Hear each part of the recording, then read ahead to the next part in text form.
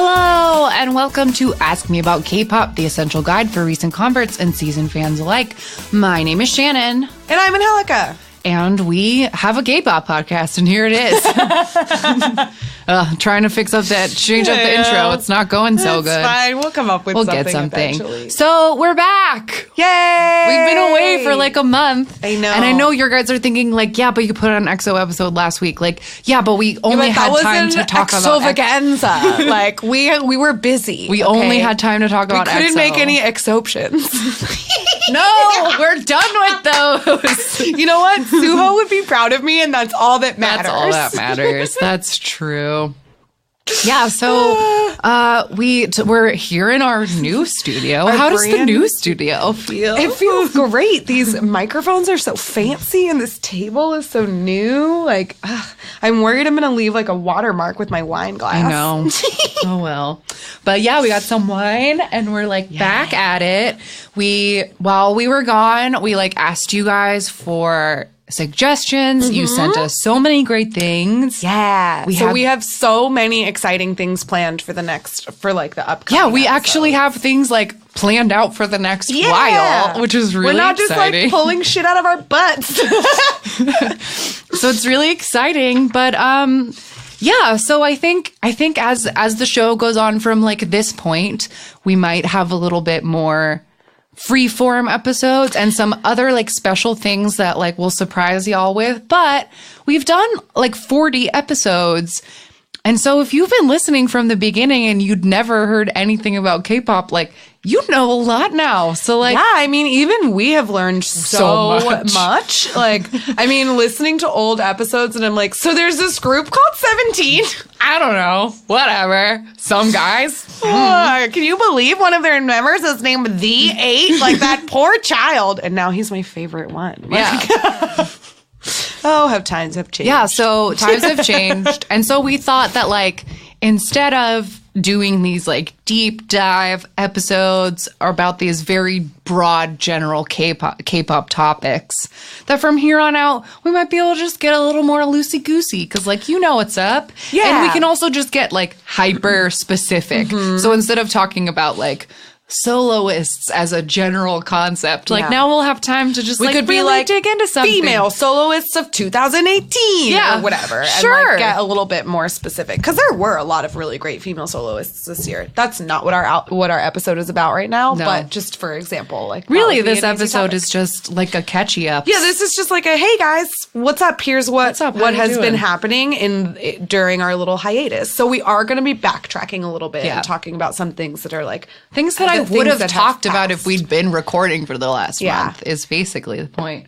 So like, okay, I have a little like scratch list of things that went on here. We can just chat. But funnily enough, the day that we posted our like last full episode, Hyuna put a couple pictures on Instagram and broke the internet.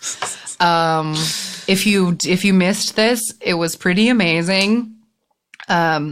On Hyuna's Instagram, she posted first like a series of like 4 pictures of her like on a bridge and on a sidewalk and in front of a falafel truck. Yeah. And like, which are all sort of like typical photos that idols usually post of them alone, but on some like little excursion around town. Whatever. But they're the only ones in the photo. Yes. So then like 20 minutes after she posts this series of photos, she posts another series of photos, same locations, like literally the same moments, but she is holding hands with her dear sweet boyfriend Edon in them. Which was like amazing. I was happy. Well, it turned out that the pictures were a little bit old. They had been taken a couple days after they got fired on TV. They went to Japan, which made me so happy to see, like, because like I said in that ranting episode, I just wanted to know that they like went on vacation or were doing something fun and not like wallowing in tragedy. Yeah. We wanted them to like get up and go and just like say, okay, fuck all of this. We're just going to take a few days and like be together and relax. And so they did that. They did do that, which is wonderful. But it was also like such a beautifully like pointed and curated moment in a way that Hyuna always does, where she's like, look, you always see idols posting photos like this. Of them alone on vacation. But, like, who do you think is taking the photos of them? Like, do you really think that we're alone all of the time? Like, there's so much about our lives that you don't actually know. Yes, it seemed to very much be in that, like, pointed, I'm trying to make a point about, like, this is the life that I've shown you. And this is what's really happening. Yeah. And it was really fucking cool.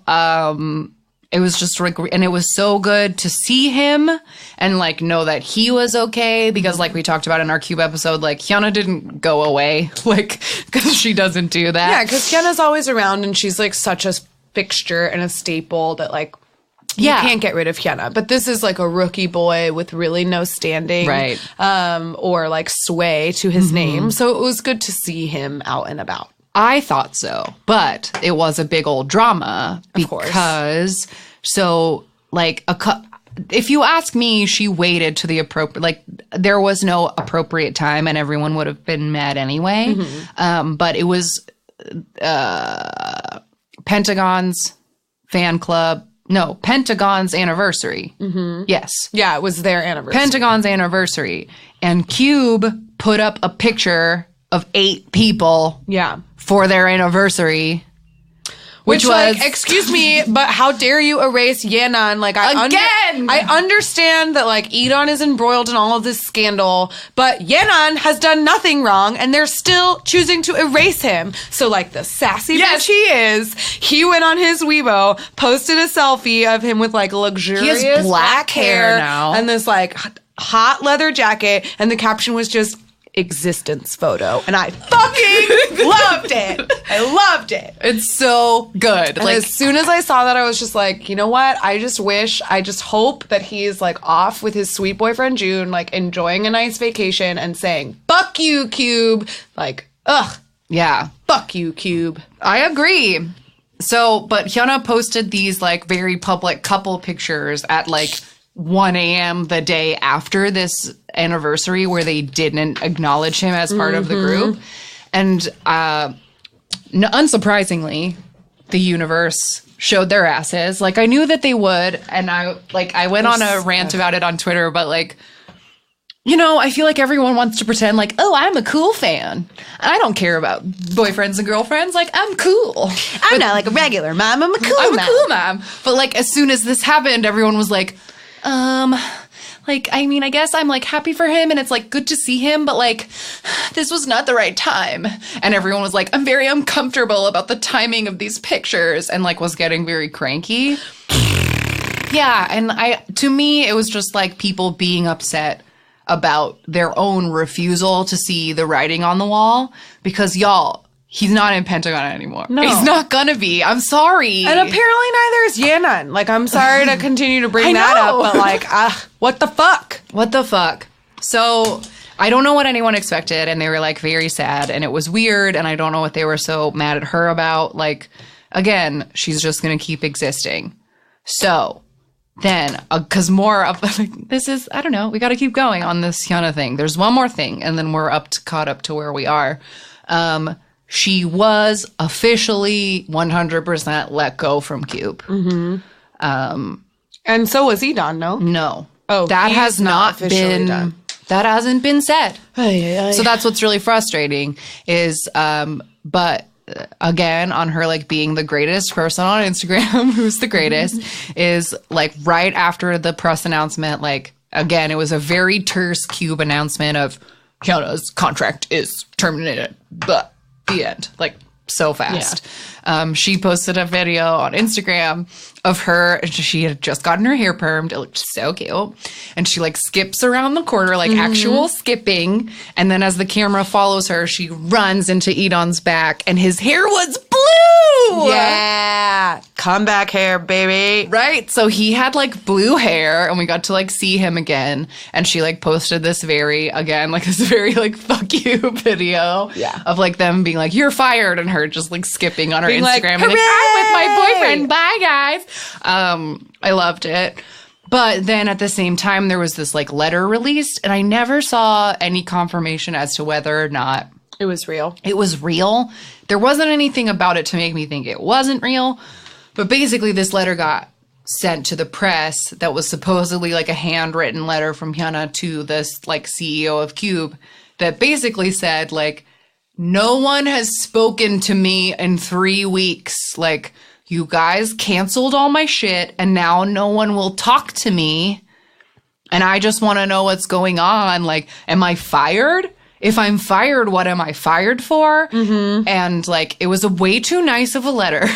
So if it was, so it definitely could have been her because it was way too nice.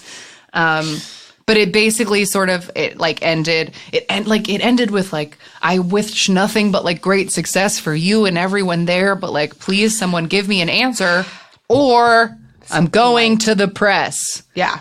It like ended with a bit of a threat. Like, I'm going to the press on October 15th. And then like on October 14th at 11:30 at night, they were like, she's fired. It was like they waited till if it was a real letter, they waited till the last second. And so that's why I don't know if we'll ever get an answer about Eon. Like, I think they could avoid it for all time. Like, and just never say anything.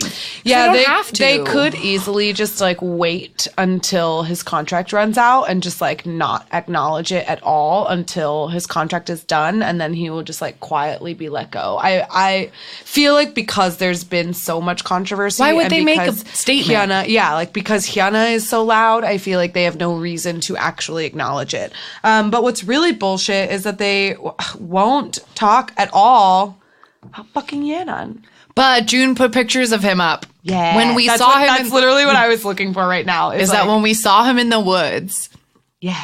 And he put his existence photo up. Yeah, so Yenon posted like an existence photo, right? Being like sassy and loved it. And then I was like, you know what? He posted something and it was like him in the woods or whatever. And I was like, Minghao just posted a story on his Instagram where he and June were in like the wooded mountains in China. Maybe Yenon is with them. And he fucking was! He was! New China Line subunit. Let's get it. Great. That would be great. I would buy the shit out of that. I don't want him anywhere near Kpop either. No, they deserve so much better. I knew June would never leave his little Boo Bear sad and alone. No, and I'm just like he wouldn't. So pleased and happy that soon 17 will be debuting their newest 14 member. That would be great.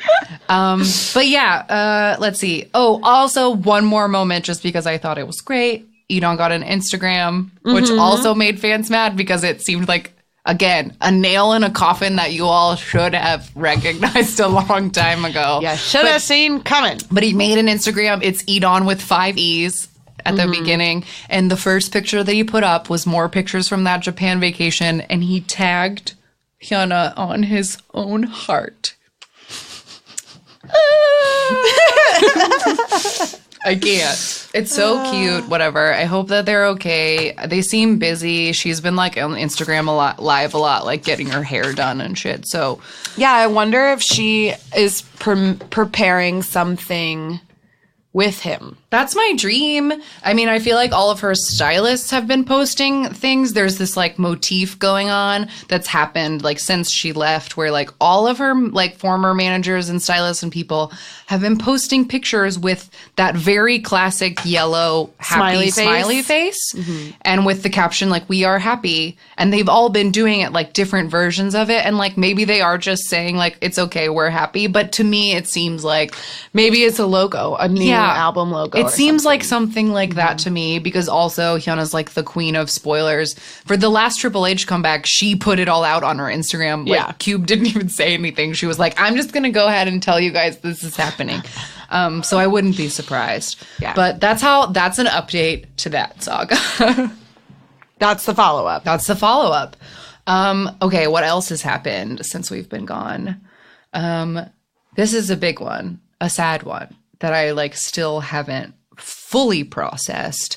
But while we were away, Drama Fever died. Yeah.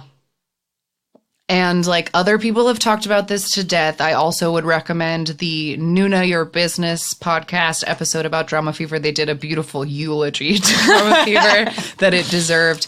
But like we literally just had this variety show episode where I was like, all this stuff is on Drama Fever Premium. And we've brought it up so many times as like the place to go to get your dramas. Yeah, and like sometimes I will go back and I'll just watch my favorite drama, My Love from Another Star, and like, now where am I supposed to watch? And I would just randomly watch an episode of Roommate. Like I'd be like, oh, remember that time that Jackson and danced to Up and Down, and I'll just go find it. Like in the days following the announcement, I would just like remember another thing that I couldn't watch on Drama Fever anymore. Yeah, and it's shitty. Like the reason it closed is because it basically got like bought out. Yeah, basically, Time Warner. If you're not American, there's this horrible cable company called Time Warner Cable, and they basically own everything now. Yeah, like every television cable company is Time Warner, building a monopoly, a massive monopoly, and so they bought out the company that owns Drama Fever, and I think it's stupid, whatever. They basically just said, like, licensing these shows is expensive, so they shut it down. Yeah. They didn't try to up membership fees and I feel like if they cared about it succeeding, you would say, like, oh, licensing these 5 shows is really expensive and no one really watches them. Like, let's pull these shows. Let's make a better tier. Let's it's $10 a month now. Rework certain things in order to offset those costs. Right. And they didn't try to do that at all. And what's really shitty about it is that there's really no one else stepping up to fill this hole. Yes. Like all of the shows that were available on Drama Fever, they're just simply not available anymore. So many of them were Drama Fever exclusives, and that Drama Fever was the only place that had the rights to these shows. Yeah. So like there is another website called Viki, which has a lot of K-dramas, but it was a different catalog. It's like Netflix versus Hulu or whatever. Right. Like they have different catalogs. And so just because Drama Fever is no more doesn't necessarily mean that Viki's going to come in and swoop up all of those previous Drama Fever ones, especially when something like Drama Fever had like all of the episodes of Running Man or something. And like all 300 plus episodes of Running Man, like I don't think Viki's going to suddenly put those up. No, probably not. So that kind of stuff is something that's like, oh, it's just lost now. Yeah, and it's very disappointing, and I feel like I should have known. Like looking back now, I had a bad feeling about it, but I just told myself like it'll be okay because like I've mentioned on the show before, like Running Man is one of me and my husband's like bedtime shows. Like we put on Running Man before we go to sleep. And I was in the middle of an episode that had like old teenage Hyuna on it, and she was being so cute, and it was like a 2-part episode, and I was so excited to finish it. Pulled up my app, and the Running Man page was blank. And I was like, huh? And there was an announcement that was like, Running Man is currently unavailable. We'll update you when we know more. And I was like, if they pulled Running Man, I'm going to cancel my subscription because that's one of the only reasons I stayed premium. Like, I can be patient for other things. Because, like, at the time, the premium subscription would, like, get you new episodes of a currently airing drama, or, like, this movie was premium only. But I mostly had premium for the full Running Man catalog. Right. And it was gone. And I was, like, wary about it and was like, that was weird. But I didn't think that 2 weeks later, the whole app would die. It's crazy. It's really wild. I still haven't deleted it from my phone. Like, because I'm like, I don't want to say goodbye yet. It's like it's very upsetting. And I was trying to like commiserate with my coworkers about it. And I was like, you guys don't understand. Like, this was the only place. You don't know. Yeah. So rest in peace, Drama Fever. I'm so sorry that we will happened miss you to you. Sincerely. Sad. Let's see. What else has been going on?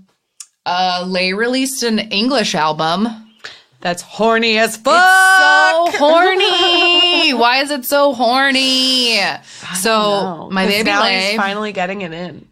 Getting it in. Sorry if that was really vulgar. Man, no, I like it. So Lay from EXO, he released his second full solo album. It's called Nama Nama Na. Nama na na na. And it has 12 Chinese tracks and 12 English tracks. And the English tracks, correct me if I'm wrong, are just English versions of the Chinese tracks. Yeah. Yes. But these English versions are so horny. Yeah. Yeah. It's like a whole album of peach. It's dirty. I love it. But I really like it. I've been really enjoying it. The music video for Nama Nama Na is something else. Yeah, the music video is wild. It's like Howl's Moving Castle meets Mad Max. Yeah, it also reminded me a little bit of that second Maze Runner movie. Scorch Trials. Yeah, because they're in the desert. That's why I'm saying Mad Max, because it's like crazy cars, like desert and like the desert. Lei has like a package that he's like needing to deliver. Yeah, but there's like this crazy like floating like house in the sky. But I did like my XOL heart and my like OT9 heart was like very happy that there's like a moment where like the truck kind of crashes and all of the like packages are like floating in space and like the one package is glowing, and when he opens it, his power orb is in it. Like, don't forget, he's like, part of EXO, and he has still part of EXO. He has powers. Yeah. There's a really cool part where they're like all dancing on the like him and a bunch of people are dancing on the side of a cliff. That's cool as shit. Yeah. Also, the what's the other single that he released a music video for? The one that's like a really cool optical illusion. It's like all in black and white. Give Me a Chance. Give Me a Chance. Yeah. That song is great. And his dancing is incredible in both of these music videos. Like, I love Give Me a Chance. It's really good. So, it has really funny English in it sometimes. Like, what is that line where he's like, and it goes like, we go out on a date and it goes like, fine. It's 1, 2, 3. Where you at? Won't you come with me to a place where it's just you and me? And it goes like fine. I love it. Goes like fine. It makes me so happy. So that's like a cool thing. Also, just a thing that like pointed at that I noticed, and it didn't ruin Nama Nama Na, but it's the only thing I can think of is it sounds like What Time Is It from High School Musical 2. What time is it? Summertime. Let's graduate. Oh yeah. It sounds a lot like that, but it's very and he also in pure like the rudest typical EXO fashion. There is a scene where he is shirtless, but it is backlit, so he's a shadow. Yeah, he's dancing in the water in the bright sunlight, and it's like filmed from below so that the sun is like perfectly behind his head. So you can't see it's shit. Just like shadow torso, and you're like, damn it, Lei! Damn it, Lei, indeed. So that's a thing that I would have talked about if the show was happening while we were gone. My baby put out another solo album, and it's all in English, so I can understand how horny it is, like, right off the bat. Mm-hmm. And I asked on her Twitter, and nobody answered me. But if anyone listening to this speaks Mandarin, please tell me if the Mandarin versions are this horny, or if he just snuck it into the English ones. I need to know. Yeah. This is why I like it's honestly a blessing that like I don't speak Korean and that I purposefully don't look up lyrics, because if I knew how dirty all the EXO songs were, like they're already hard enough. Yeah. And I don't even know what they're saying. Yeah. Yeah, no, totally. It's like, I think that's a bit of a K-pop blessing in many ways. It's like not fully understanding lyrics can save you. Yeah, it can save you a lot of exospiration. Oh, I love it. Were there any other comebacks that were worth mentioning? Weki Meki came back. Yes, Weki Meki came back. Mm-hmm. I want to talk about them a little later in the episode, so we'll come back to it. But that's very good. Good to see them. Key is currently promoting and teasing his first solo album, which is Key from Shiny, exciting. Yes, Key from Shiny. If you don't know that. If you don't get out of this podcast is not for you. Yes, Key from Shiny is coming out with, by the time this episode comes out. Yeah, it'll be out. It'll already be out. It should be. So while we are recording this episode, he's just released teaser images and like a quick teaser video for his upcoming solo debut, which is called Forever Yours. Is that the one that has Soyu on it? Yes. Okay, Soyu from Sistar, who like did some, and like we've mentioned her a bunch as like a person who's like the She's person a common you do for solo. Artist. Yeah.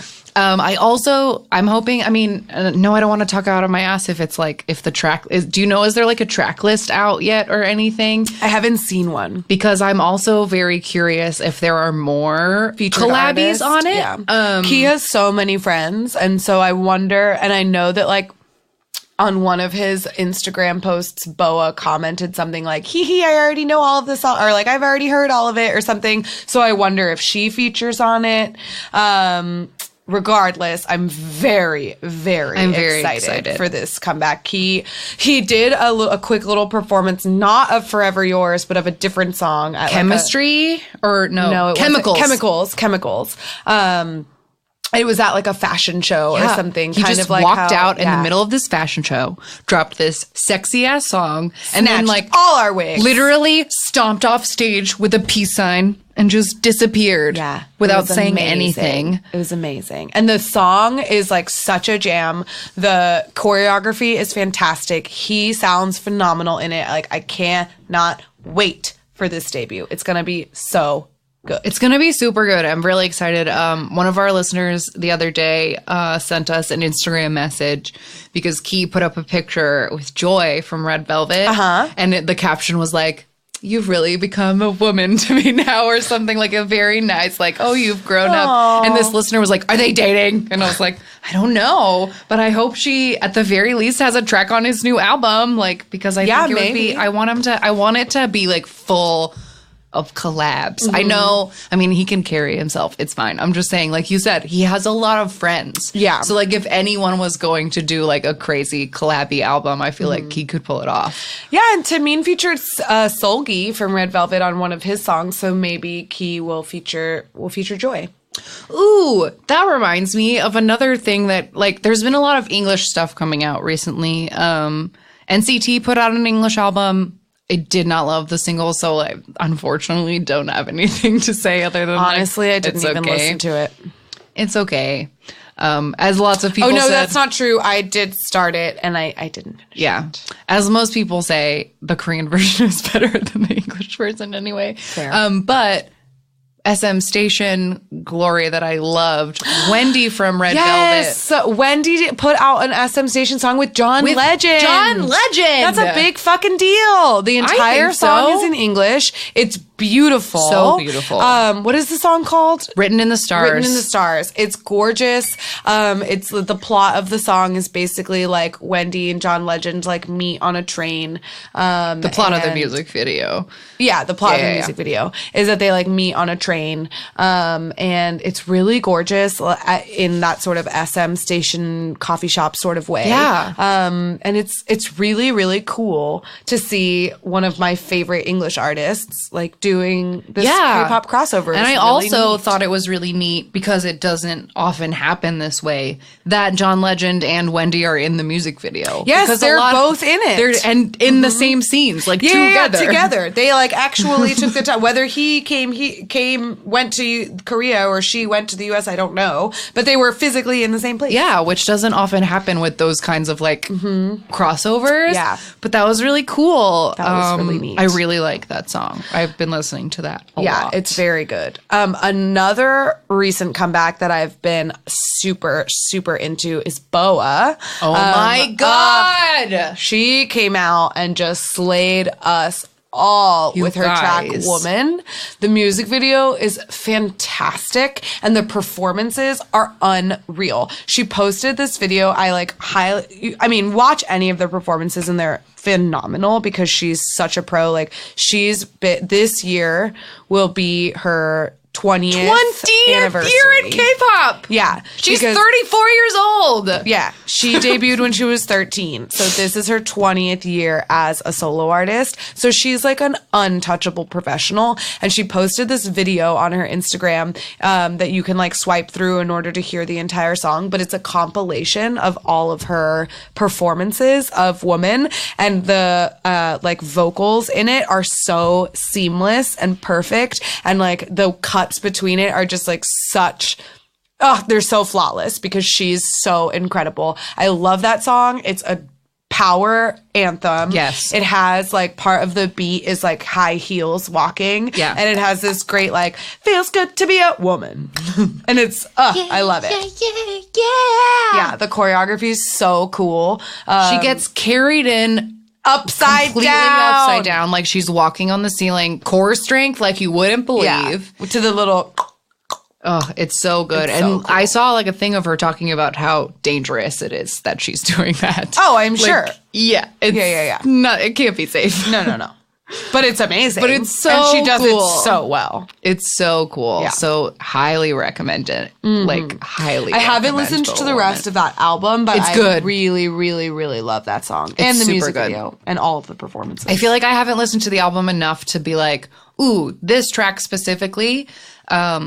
But I know that I can say that, like, the couple of days that I've listened to the album in full, like, while I'm working or whatever, just letting it play, that there isn't a single out of place, skip it.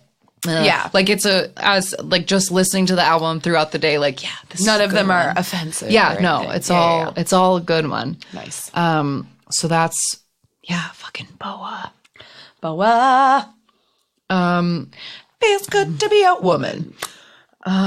Let's see. Oh, another thing that's like very, very random, and I don't have anybody's like names pulled up, and I don't know if they'd want me to pull them up anyway. But somebody like tweeted us a little while ago that was like anniversary contest winners, and I realized that I like never said anything about that on the podcast. Whoops. But I did pick winners for my like anniversary contest, and I sent out a 17 album and 2 Shiny albums and a Pentagon album and an NCT album to like 5 lovely listeners. They sent me pictures of all of their albums and like what photo cards they got, and it was very exciting because girl, it was hard to not open them. Like, now that I know the, like, all the treats, the joy and, like, of opening excitement. a K-pop album, that, like, having 5 of them in my home and just having to stick them in an envelope and not open them was crazy. I wanted to open them so bad.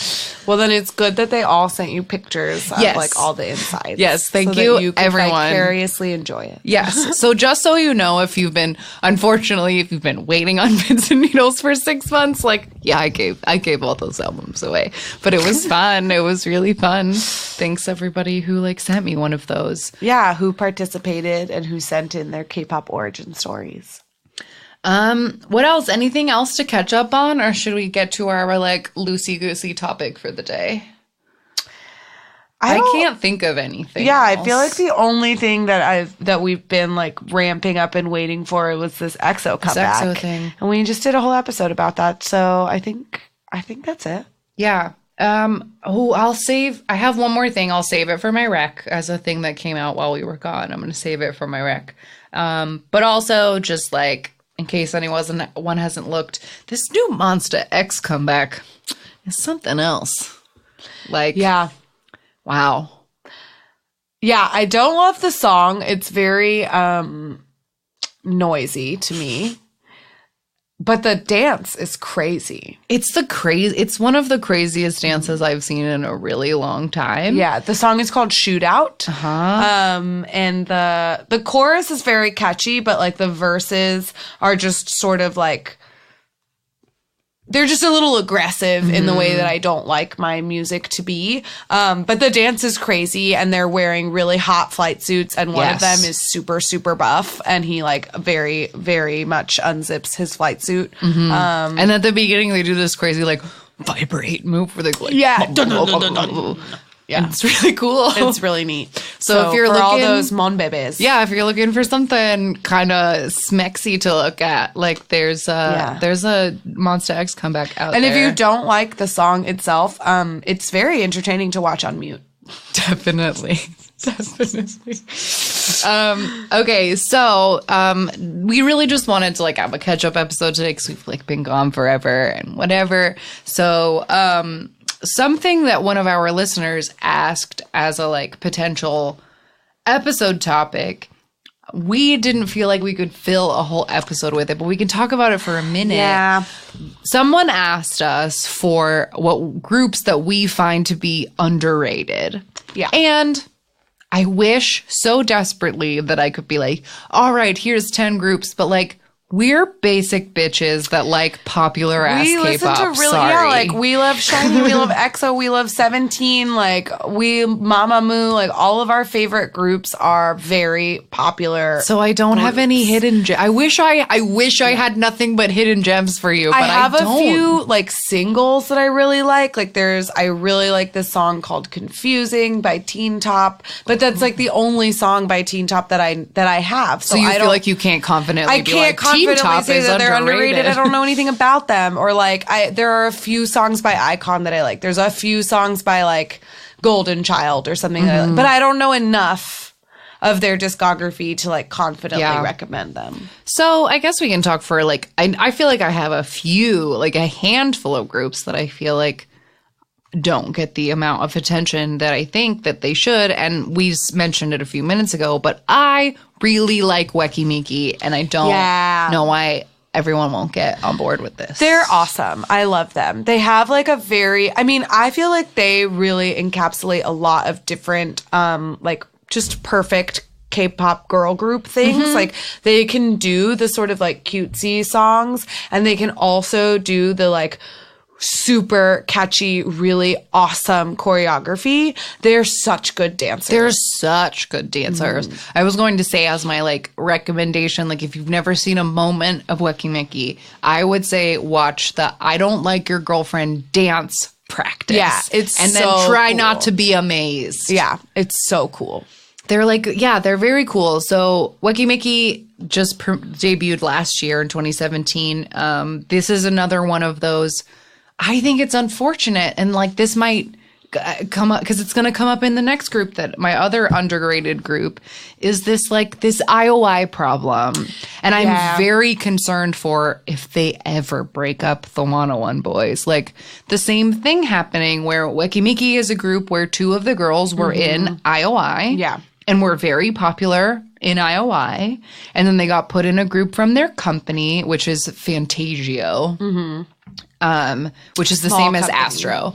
But I just think that the girls who were famous beforehand, like come up with this crazy like advantage. And I just don't know if the other members like ever get the same attention, because it's like the other two got to spend a year in like an extremely popular group.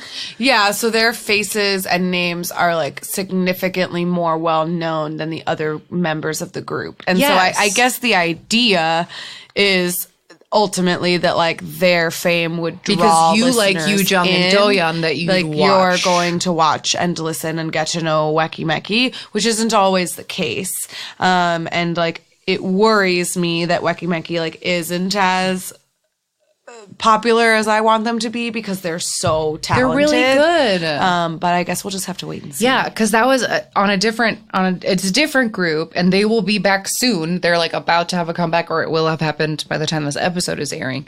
But Daya, remember where they were like one of our first random game groups? I saw on that first episode of The Unit that I watched, the audition episode of The Unit, two girls from Daya like auditioned as a duo, and when Hyuna or Rain or whatever judge asked them like, why are you doing this, they were like, because when we debuted, all of the articles said Chaeyeon and those other girls, like because they were not the IOI member, like they don't matter.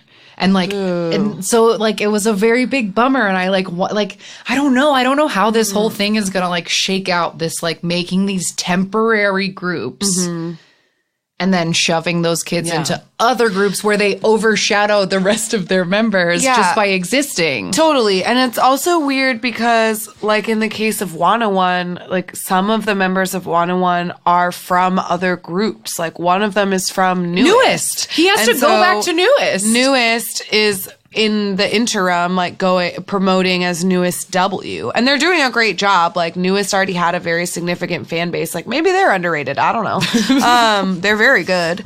But yeah, like they're missing a member. And so like they're just having to like wait for him to come back. That's what the W stands for, which is sad and weird. But like 101 was only supposed to be together for a year, and they have like extended them because they're so ungodly popular. But they can't let it go. But they like can't disband them. And what is that what is going to happen to them when they disband? I really don't know. I don't know. But the point was, I was talking about Wekimeki and how I think they're great. They are great. They have 2 albums out right now, or 2 like EPs, but like, you know, like 16 tracks total in their career. And I really liked it. There was some B-sides from their first album, because I haven't the new one is too new that I can't make recommendations, but on their first album, Stay With Me and Neverland and Fantastic are all really good. I Don't Like Your Girlfriend was their debut single, and I still think that's just like a fucking bop. Yeah, like, I like that song. It's classic girl group K-pop, like a little sassy, a little bit like Frankenstein-y, in that like verses and choruses and bridges like could be 3 completely different songs. Sure. Totally. And then their second EP came out earlier this year, and the titled track was called La La La. Yeah, we learned that at dance love class. La La La. That song is fantastic.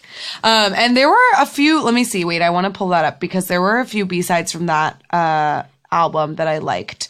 And I just want to take a moment and call some of them out. Let's see.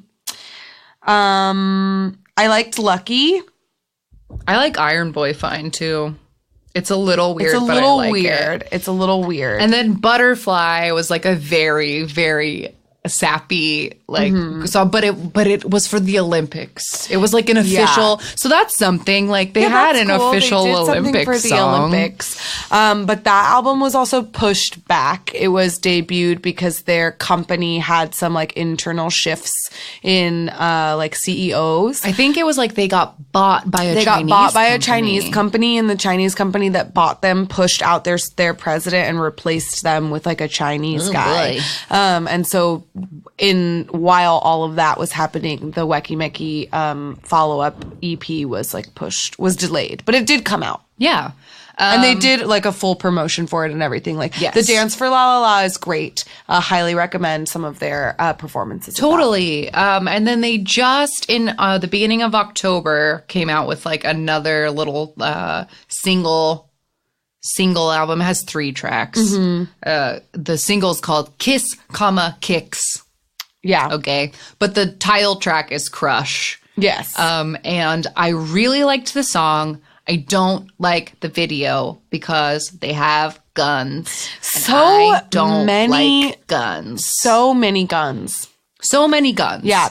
And the tone of the music video is very weird. Wacky. And that it's like serious, like they're like preparing for like a heist or something, but they're also like clumsy and goofy and silly. And all the members have like different powers. Like one of them is way too strong. Yeah. And one is real good with guns. And like one is good at computers. One of them is like archery or something. I don't know. It's very weird. I'm not sure. But I loved, like, I think I said this in a tweet, so forgive me if I'm repeating myself, but my favorite thing about Crush is that it sounds like it came out 10 years ago.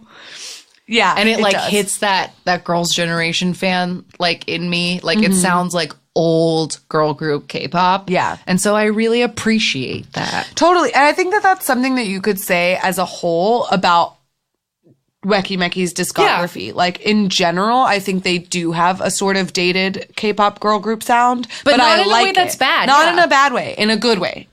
Totally. Before I get to my other like similar underrated girl group, do you have an underrated group that you want to talk about for a moment? Not really. Not one that I like know well enough to really talk about in depth. I will say like I will throw out some names of groups that I think are underrated or like that, you know, some newer groups that are very good and worth checking out would be like Astro and Golden Child. They are both boy groups. I also would recommend Up Tension, which is like Up UP and then the number 10. 10. Yeah, TION. They are fantastic dancers. Like they're so good.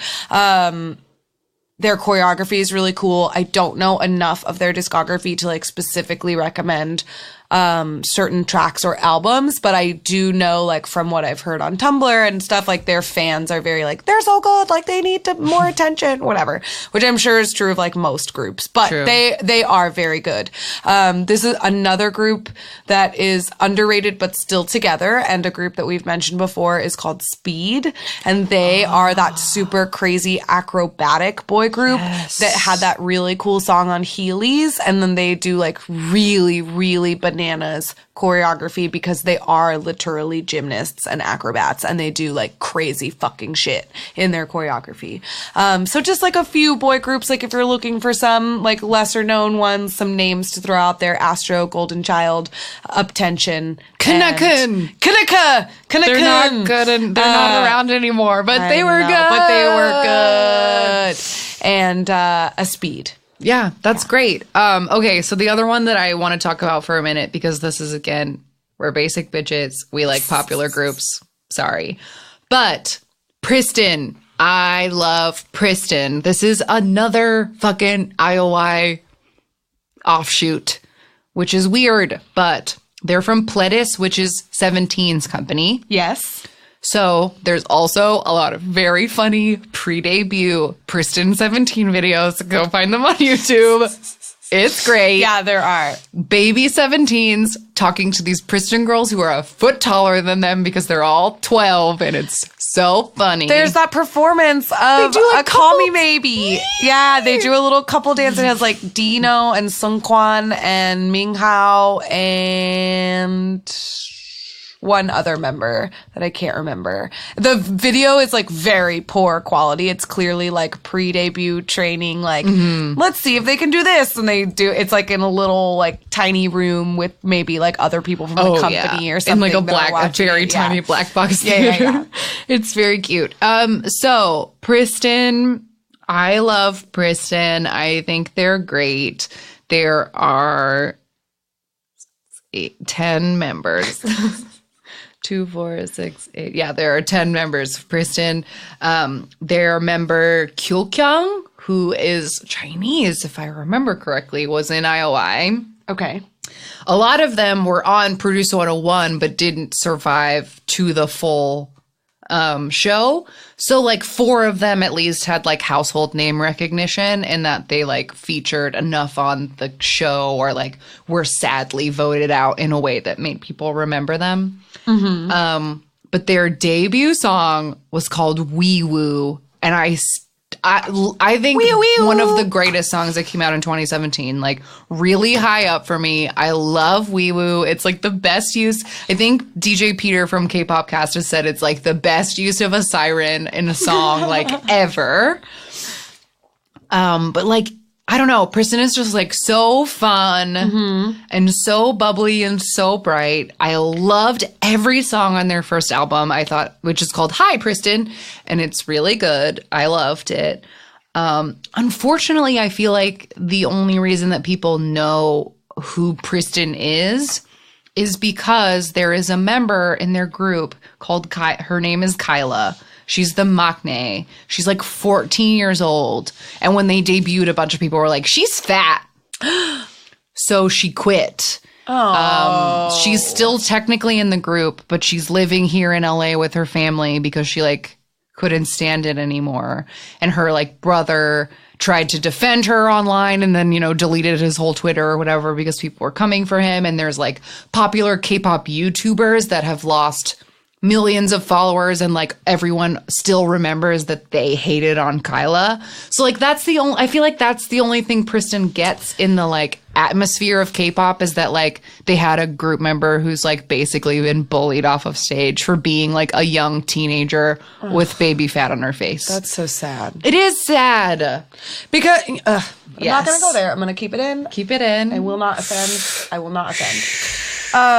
But I will say that Pristin also this year debuted a subunit, Pristin V, and their song was really cool. I was really, really into that Pristin V song. I think it was your, like, recommendation for the last episode, or, like, a couple episodes ago. I think it was. But yeah, get it. Pristin V was just, like, a 5-member subunit of Pristin. I'm guessing because after they did their second album, is when Kyla took a break. So I wonder if they made a subunit as like as a way to, I think, nicely not put out a comeback without a member. Because like we said in our Cube Cranky episode that like, I don't think that's cool to put out full albums without a member. Like unless there's like a significant acknowledgement of like when EXID came out with Duh Duh Duh. Yes. They were like, our 5th member is ill and she is taking a year-long hiatus, and she was still included in like the photo book, but she just wasn't featured on the album. And that's something where it's like,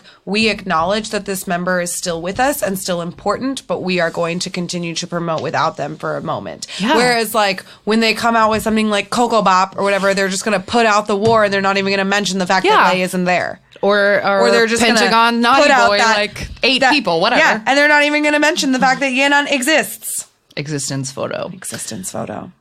Yeah, so I don't know if that's like boring, but I feel like my answers are like Weki Meki and Pristin, like 2 very new girl groups that I feel like don't get attention. Because I remember when I Don't Like Your Girlfriend came out, back to Weki Meki. When that came out, we were both like so impressed by it. And I like made some GIF sets for Tumblr to be like, and the like Weki Meki tag was empty. And I was like, what? Why is everyone sleeping on this? Where are all of the fans? So, and I feel like in that same note, like if we were going to go old school, and I know we've ranted about this before, but on the same ticket, like fucking FX. Like, why didn't FX like ever come back after 4 walls? Yeah, or ever get the attention that they deserved. I thought it was funny, like somebody that I follow on Tumblr, like when all the seasons greetings, to explain. SM does, I don't know if other I truly don't know if other companies do this, but SM does a thing every year called Seasons Greetings, where it's like this massive calendar that comes with like photo books and keychains, and who fucking knows, it costs like $100, and it's this crazy calendar, and they put one out for every group every year. Yeah. So they like put out all the the 2019 Seasons Greetings teasers, and somebody I followed was like, no FX Seasons Greetings, and I was like, of course not. Like, of course not. That's an update that we didn't mention. Those Season Greetings photos came out before EXO even released. EXO has all their titties out in their Seasons Greetings pictures. And SHINee looks great in theirs, like the good boys that they are. And EXO is like oily and like they have like constellation tattoos and like blazers with no shirts on underneath, and titties, side titties from everyone. Chanel has like a constellation on his neck. It's really so gross. Good. It's so much. It looks so I will good. say, this is off topic, but I'm not gonna lie, like seeing 4 names spelled out so blatantly on the front of the SHINee Citizens Greetings, like caught my breath in a way I like wasn't expecting it to. Yeah. Because like he was in them last year. Yeah. And that was the weird thing, is last year's SHINee Seasons Greetings, I remember people being like, there's Onu pictures in this. Like, we don't acknowledge him right now. He's on our shit list. But anyway, FX never got attention. That was the point, that like FX was forever underrated their whole existence, if you ask me. Yeah. And I appreciate that like Luna and Amber are still around. Like Luna did a great job this year at oh my god, SM Halloween. That's something we didn't talk about. Yes, SM has a Halloween party every year, and nobody cared about it until SHINee started dressing up and going, because they are fantastic at Halloween. Yes. Key in particular, but also Onu. Like, Key and Onu love a good grease paint costume. Oh, yeah. Like fully paint me, there's what they're like to down be for. painted. Like, the best is when Key was Ronald McDonald and Onu was the Colonel Sanders. From Kentucky Fried Chicken. That was fantastic. They did like a battle. It was so good. Key was Marge Simpson one year. He painted his entire body yellow. This year, he was filming something, so he couldn't be at the actual party. Mm-hmm. So a week in advance, he dressed up in full Voldemort makeup. You can go to his Instagram and see a video of him getting the makeup put on. Bald cap, fake nails, shitty teeth, all of it. No nose. Like all of it. And then he got a life-size cardboard cutout made of himself in his Voldemort pose. Then made a separate, larger-than-life cardboard cutout of just his face. Sent those to the SM Town Halloween party. He showed up at the very end of the night and won Best Dress. He still won and he didn't even come. And he came without a costume. And it's funny because, the SM Halloween party is great every single year. Last year, Chanyeol wore a $3,000 fully operational Iron Man costume and lost to Key dressed as Marge Simpson. So he didn't even show this year. I think he couldn't even show his face after that because I know that he thought he would win in that costume and it didn't. He thought he work. would win. But last year was really funny because I want to say, forgive me and citizens if I'm wrong, but I think it was Tail from NCT wore a Belle costume last year and so did Yeri from Red Velvet. And she was so upset because he looked better than her, and she was like, that's not fair. And another incredible NCT costume from this year was Jack and Rose from Titanic. I don't know the members of NCT that wore Jack and Rose, but that was really great. You can also, they did a dance practice of their new single in their Halloween costumes. So you can find that on YouTube. They also did a 10 from NCT and another member of NCT whose name I don't know because 10 is one of the only one whose name I know. He and another member were Mona Lisa and Leonardo da Vinci. And so 10 wore like a wig and maybe he wasn't Mona Lisa. Actually, someone was Mona Lisa. I've seen videos of someone dancing to that Lonely Island like, Mona Lisa, you're an overrated piece of shit. It was like the video of NCT dancing to it. You know what? I could be wrong in identifying that as 10's costume, but he was wearing a dress and a wig and with a guy who was wearing a wig and like a sort of an old man costume, and they were holding a picture frame. That sounds so like I assumed that they were Mona Lisa and Da Vinci. That sounds right. I don't know if they were.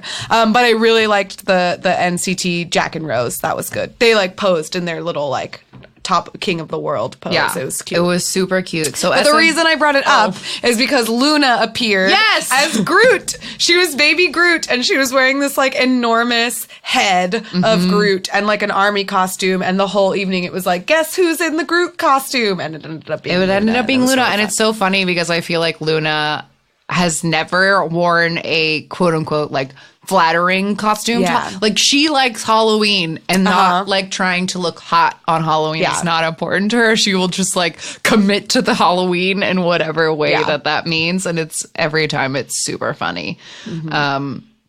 But yeah. Okay. I don't know. I don't know if I have any other underrated groups. And I listen to mainstream groups. I'm sorry. Yeah. And the other part of the question was overrated groups, and how dare you? I would never say I would never. Yeah, fucking right. Never. I would never tell you that I think anyone is overrated. Everyone is great. Don't worry about it. Yeah, we're not in this business of making enemies. How dare you bait us? So, how about you tell us who's an underrated group that you like? As we said at the very beginning of this episode, we're trying to mess with the format a little bit. So hey, send us some of your underrated groups. We can probably read them at the beginning of next week's episode. Yeah, absolutely. We could maybe weature an underrated group. Because we said, we don't know, but y'all might know. So hit us up if you have one. And we'll be right back with a random game. All right, we're back. And we got a semi-recent-ish boy group this time called 24K. They debuted in 2012, and they are still around. They have currently 6 members. Technically they have 8 members right now, but they have 2 of them are in the military. So they are currently promoting with only 6. Yes. And debuted in 2012. There have been a ton of member changes. We were having a hard time making, they started out as a smaller group called 4K. They started out as a subunit called, it was an acoustic pop subunit called 4K. And then they with 4 vocalists Cory, Seokjun, Kisu, and Sungho. And they came out with a song called Rocking Girl. And then they added Daeil and Byungho to become 24K, so 24K. That was their first mini album, Hurry Up. And that was their like official debut. And then... Read this sentence because it's so many things. Okay.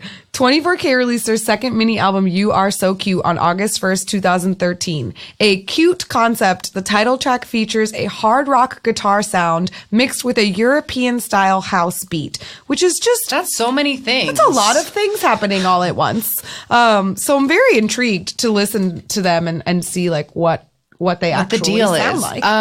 So they've been around a long time. They've had a lot of member changes. They have 2 members in the military right now. The only reason, I didn't realize I had heard their name, but the only reason I had heard their name is, and again, we can absolutely get into this in another episode, but the former president of South Korea is this lady, Park Geun-hye. She is in jail right now. Yes. Because of being a bad president. And she was corrupt and took bribery. Like, there was a lot of things. And she came out with something called a blacklist of celebrities that were excluded from receiving support from the state. Because we've mentioned this a couple times. Like, the Korean government, they have like a ministry of like art and culture. And we'll talk about them someday. And they financially support certain aspects like in an Korean artistic grant kind of way. And so 24K was the only idol group on this president's blacklist as being one of the like a group of celebrities that would not receive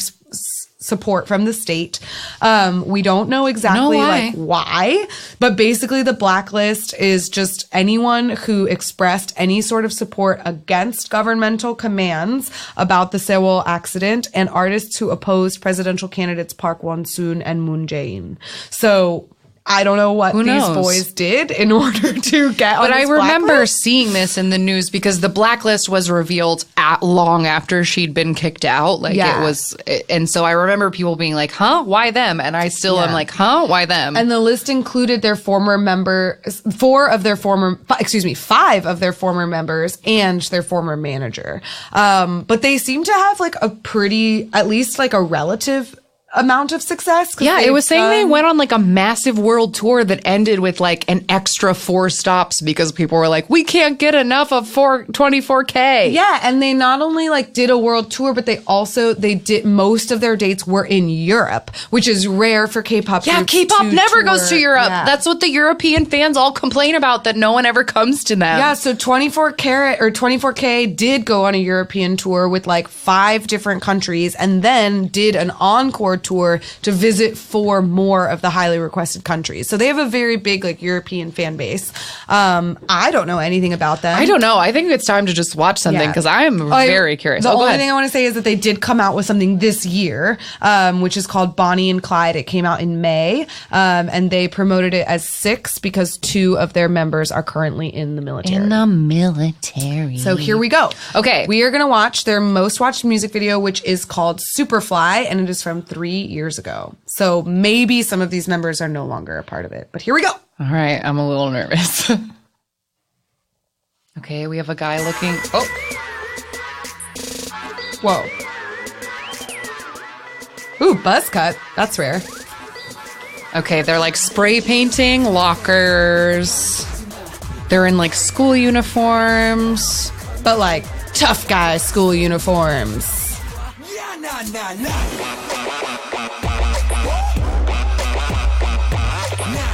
Okay. Okay, a lot of like pelvic thrusts.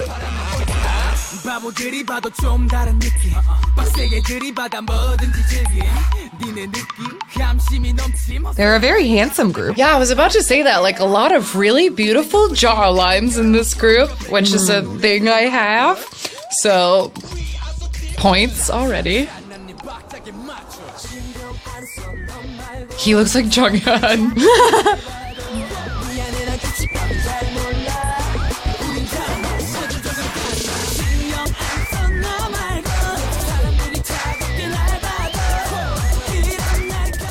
This is that kind of, so far, It's that yelly K-pop that I don't like. Yeah. I don't like when people really intense body rolls happening. That's like the majority of this choreography is just like pelvic body rolls.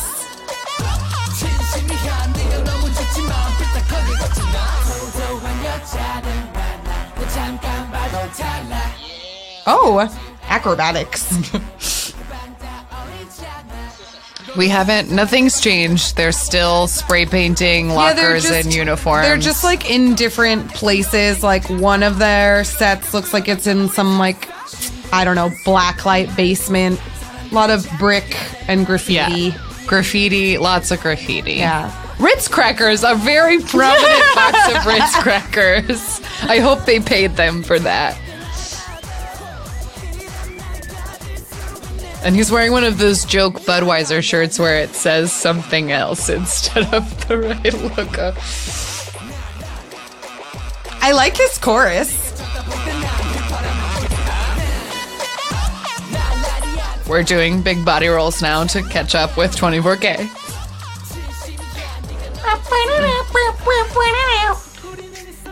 You pointed it out at the beginning, but that shaved head is throwing me. I feel like a shaved head is so rare in K-pop. A buzz cut is so rare.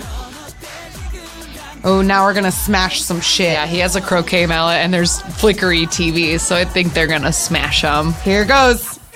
Yeah! Oh, he's doing that cool dance. Like crumpy. Crumping, that's what it's called.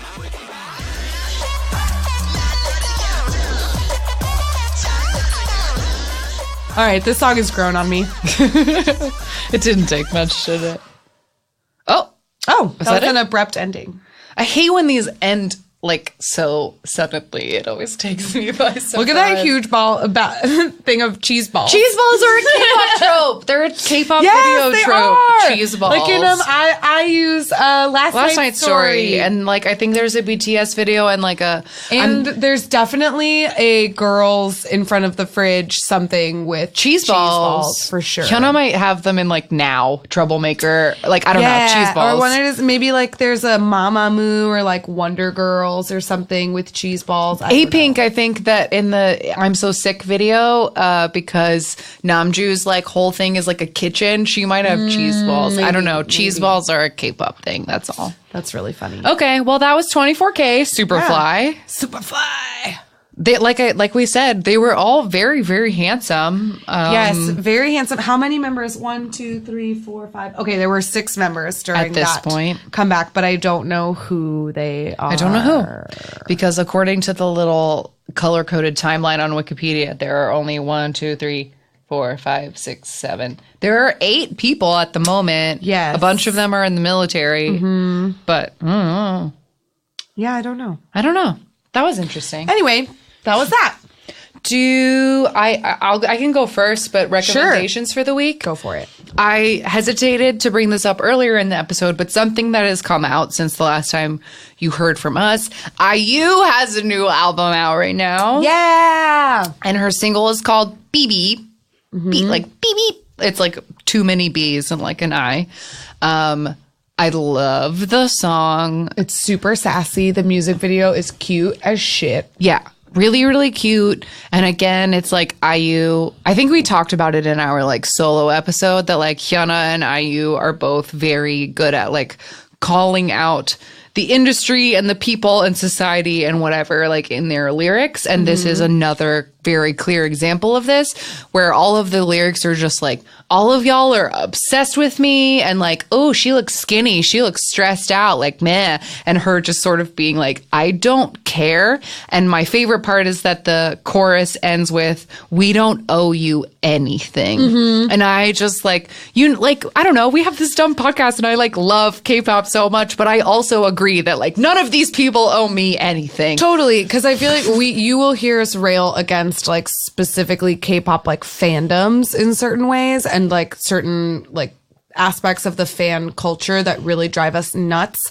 And the majority of it is that aspect that like the fans own these idols and that the idols like owe everything to their fans and have to do everything for their fans. And it's just unrealistic and it like completely dehumanizes these idols. And so for her, she's wildly popular, hugely successful, has been around for so long, to come out with a song that's like, we don't owe you anything. It's just like, yes, girl. So it's like, it's very like, yes, but also the song itself is like really good. Yeah, I like that song. IU Beep Beep is my recommendation. Or is it Beep Beep Beep? I don't know. It's something. Know. It's not words. No, it's just like sounds.